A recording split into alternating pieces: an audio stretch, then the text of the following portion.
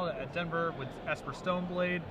Fairly dominant SCG Open and Invitational player as well. So he's playing against Michael Lee, who is from Charleston, South Carolina. He's playing a Naya deck similar to the version that we just saw, actually. Although he's a little bigger. He has 4 copies of Farseek as opposed to Arbor Elf, and he also has 1 copy of Garruk Primal Hunter in his deck, along with 2 copies of Bonfire Lamb. So a little more controlling than the version that we saw prior. So Michael appears to be debating whether or not he wants to give his Boros Reckoner here first strike against a regenerating Wolfear Avenger. It appears that he is, and so those are just going to bounce. Voice of Resurgence connects for 2. And it looks like we didn't see a Wolf Run activation, so we're probably going to get a 4-drop here, and that's exactly what happens. Restoration Angel comes down and blinks his Boros Reckoner, so it allows him to block again this turn. And Wijaya is playing a Bant Hexproof deck, which, you know, we talked to Cedric earlier. Cedric said he probably would have chosen this deck for this tournament. I mean, Bant Hexproof is the elephant in the room, right? If you assume people aren't going to play it for whatever reason, you can get a huge edge, metagame your deck in that direction. If people are showing up for it and you don't have the right answers, it's probably going to be a long day for you. So yeah, guessing on how much Bant Hexproof is in the room is probably the most important metagame call you can make in this tournament.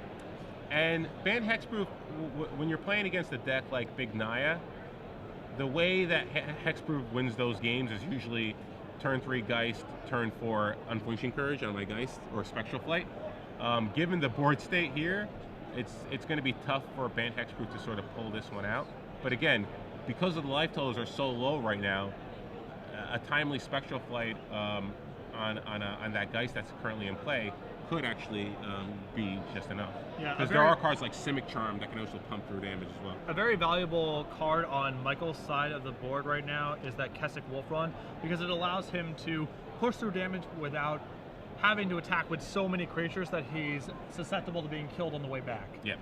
And so he can kind of control the pace of the damage race over the next 2 or 3 turns, because he can send 1 creature, get through a bunch of damage, send 1 creature, get through a bunch of damage, and then finally send everyone when the time is right. So and Vidi's at 9 here, so yeah, that's exactly what he was thinking. For instance, Michael can just attack with Voice of Resurgence and Boros Reckoner. Both those cards are very tough for Vidi to block.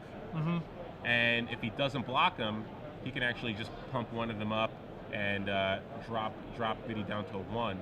Threatening lethal for sure next turn, and he'll still have a Restoration Angel back to block.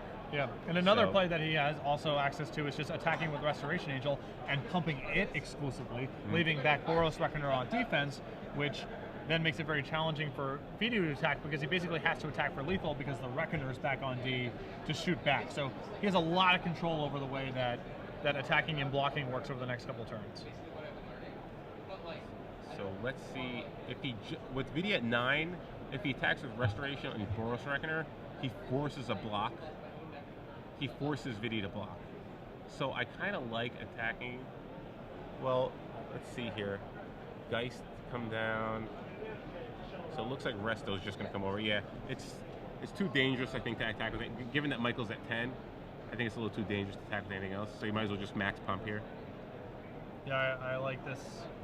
Looks like he's pumping for 1, so I guess he's going to play the Voice of Resurgence. He has another Voice in his hand? Okay. Yeah. So another Voice is going to come down. Vidi's now at 5, so without a flyer, that Restoration Angel is threatening lethal next turn. Yep. And again, Boros Reckoner is back on D, which is also very valuable here because it makes attacking for Vidi so much more complicated. Yeah. The Reckoner can shoot back at Vidi or one of his creatures, depending on how he attacks. So. Yeah, like a Rancor on a Wolfear Avenger. You know, that's just 4 damage that he can redirect, or 3 damage that he can redirect back. So there's a couple real subtle pieces in play for Michael that give him a ton of control over the way that attacking and blocking is working. And unless Vidi has a big draw here, he's gonna be able to leverage that into a game win next turn. It looks like it's just land. Yep. Vidi just doesn't have anything to deal with that Wolf Run on the Restoration Angel next turn anyway. So Michael Lee wins this game, moves on to 3-0, where Vidi falls now to 2-1. And Big Naya took out Bant Hexproof, which is kind of what you'd expect. I think Hexproof definitely has the tools to be able to win this matchup. But again, given the kind of board state that we're seeing, Naya just had too many creatures on board. Yeah, no, and this is the kind of matchup. Big Naya is one of probably probably the only deck in the format that you can really think of that doesn't play Edicts and doesn't play Sweepers, and probably still has reasonable game against Pan Hexproof because its threats are so individually powerful, and the Ban Hexproof deck really isn't doing anything to disrupt your curve. You can go mana creature into threat, into threat, into threat.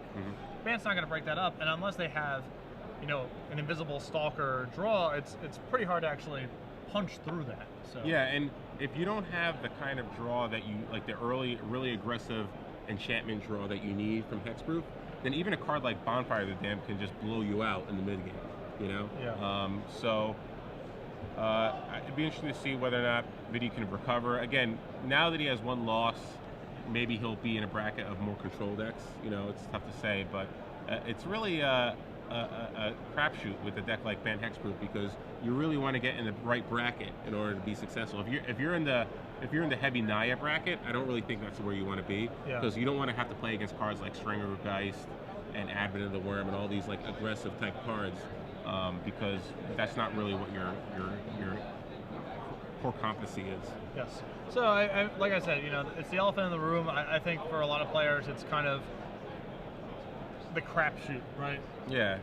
It's like if I play against the right decks, I'll probably have a good day. If I don't, you know, I'm not. The deck's really not that great against. People always think the deck's great against aggressive decks because it has unflinching courage in it. But the fact is, that's really your only card that's good against aggressive decks. Yeah. Everything else is pretty bad against aggressive decks. So yes, you can get cheap wins with a Spectral Flight on a Geist Saint Trap. But even like the right aggressive decks, like a red-green deck, can definitely put more pressure on you than that. You know, early on. No.